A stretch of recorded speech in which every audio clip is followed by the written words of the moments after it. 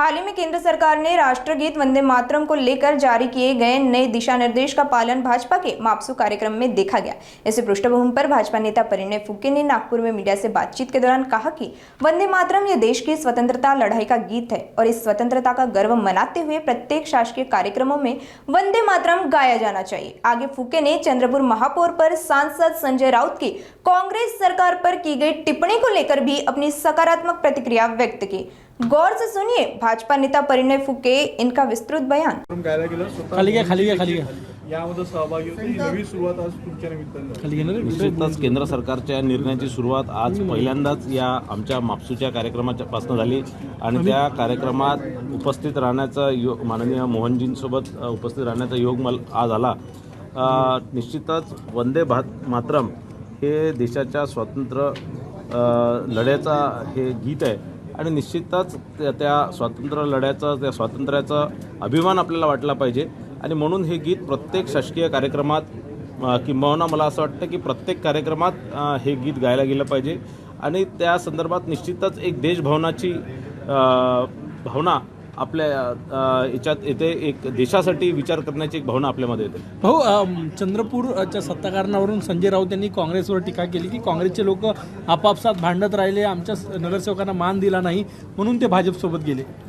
निश्चितच मी मागे म्हटलं होतं की उद्योजनला आता समजून आलेलं आहे की काँग्रेससोबत जाऊन त्यांनी स्वतःचा नाश केला, स्वतःच्या पक्षाचा नाश केला आणि आता त्यांचा सर्वनाश होऊ नये आणि म्हणून मला असं वाटतं की संजय राऊतजी काँग्रेसच्या विरोधात या प्रकारचं स्टेटमेंट देत आहे। काँग्रेस आणि आता उबाटा मला वाटत नाही की याच्या पुढे हे सोबत राहतील आणि निश्चितच हे एक चांगला निर्णय उबाटाच्या माध्यमातून माननीय उद्धव ठाकरेजींच्या माध्यमातून होत आहे।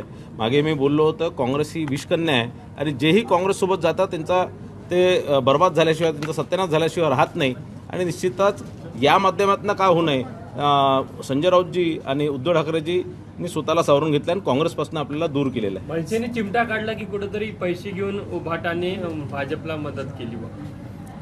मला असं वाटतं की जे स्वतः कॉइन बॉक्स आहे आणि ज्यांना कॉइन बॉक्स म्हणून ज्यांची ख्याती आहे त्यांनी या प्रकारचं वक्तव्य दुसऱ्यांवर करू नये। मला असं वाटतं की राज ठाकरेजींनी या प्रकारचं कोणतंही वक्तव्य पुन्हा दुसऱ्यांवरती करू नये, विशेष करून भाजपवर तर बिलकुलच करू नये। भाऊ, अजितदादांच्या अपघातापूर्वी अजितदादा ज्याच्यासाठी थांबले होते तो विदर्भातला नेता होता आणि प्रामुख्याने भंडारा गोंदियातल्या राईस मिल संदर्भातला तो निर्णय होता अशी माहिती समोर येत आहे। तुमच्याकडे काय माहिती आहे, काय तथ्य आहे? अजितदादा थांबले होते की नाही होते याची मला कल्पना नाही आणि अजितदादा जर समजा विदर्भाच्या एखाद्या ज्वलंत प्रश्नाच्या फाईलसाठी जर थांबले असतील तर याच्यात कोणतंही गैर नाही आणि ते मला असं वाटतं की ते प्रत्येक गोष्ट त्यांचं ठरलेलं होतं। म्हणजे प्रत्येक किती वाजता घरून निघायचं, किती वाजता टेक ऑफ करायचं, किती वाजता लँड करायचं। तर मला असं वाटतं रोहित पवारच्या माध्यमातून आणि राष्ट्रवादी काँग्रेस शरद पवार गटाकडनं मला असं वाटतं या सगळ्या याचं काहीतरी राजकारण करण्यात येत आहे। त्या दुर्दैवी घटनेचं वर राजकारण करत होते आणि काहीतरी स्वतःकडे सहानुभूती खिचून घेण्याचा हा मला वाटतं त्यांचा केविलवाना प्रयत्न आहे। आज 12 फेब्रुवारी आहे, राष्ट्रवादी विलिनीकरणाची आज घोषणा होणार होती असं पवार गटांच्या नेत्याकडनं सांगितलं जात आहे, परंतु अजितदादा यांच्या निधनानंतर ते सगळं बारगडलं। नाही, मला असं वाटत नाही की राष्ट्रवादी आणि शरद पवार गटाचं काही विलिनीकरण होणार आहे किंवा होणार होतं। मला असं वाटतं अजितदादा गेल्यानंतर या सगळ्या गोष्टींचा मुद्दामून ओळापोळ करण्याचा प्रयत्न काही स्वार्थी नेते करतात आहे। जे सत्तापासून लोक आहेत ते सत्तेमध्ये येण्याकरता या प्रकारचं काहीतरी एक मनगणन कहाण्या ते रचतात आहे। Thank you. वो हिंदी में बोलेंगे कि जिस तरीके से कल केंद्र सरकार ने वंदे मातरम को लेकर के एक बहुत महत्वपूर्ण निर्णय लिया और आज शायद देश में संभवतः आपका पहला एक संस्थान है जहां पर आप भी आयोजक थे और ये वंदे मातरम पूरा 3 मिनट का गाया गया। सरसंघ चालक जी भी थे, क्या कहेंगे? निश्चित ही इस देश में रहना होगा तो वंदे मातरम कहना होगा और इस स्वरूप का एक अध्यादेश केंद्र सरकार के माध्यम से निकाला गया हुआ है।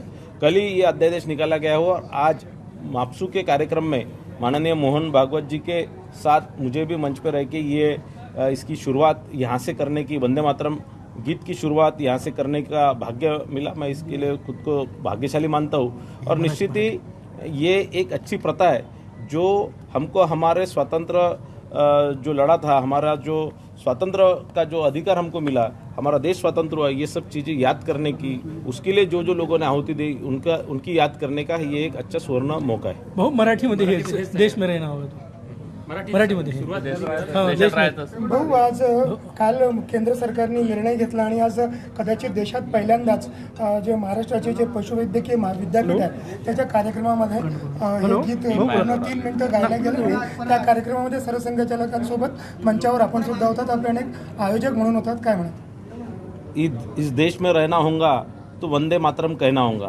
आणि निश्चितच याच आधारावर केंद्र सरकारने वंदे मातरम गीत गाण्याचं, प्रत्येक शासकीय कार्यक्रम वंदे मातरम गीत गाण्याचं एक GR शासनाने कालच काढलेलं आहे.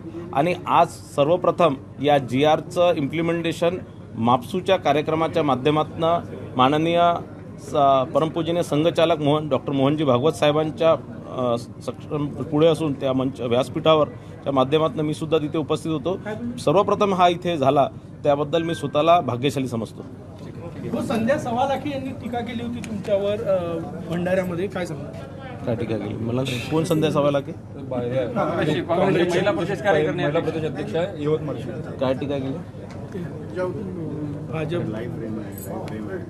सोयाबीनचे दर बाजारात कोसळलेले आहे. सोयाबीन आयात होईल या भीतीनं जे आहे ते सुमारे 500 रुपये क्विंटल जो आहे तो सोयाबीनचा दर कोसळलेला आहे. अमरावती विदर्भात सोयाबीनचे मोठ्या प्रमाणात मी या संदर्भातली माहिती घेऊन सांगतो, मला एक्झॅक्ट माहिती नाही.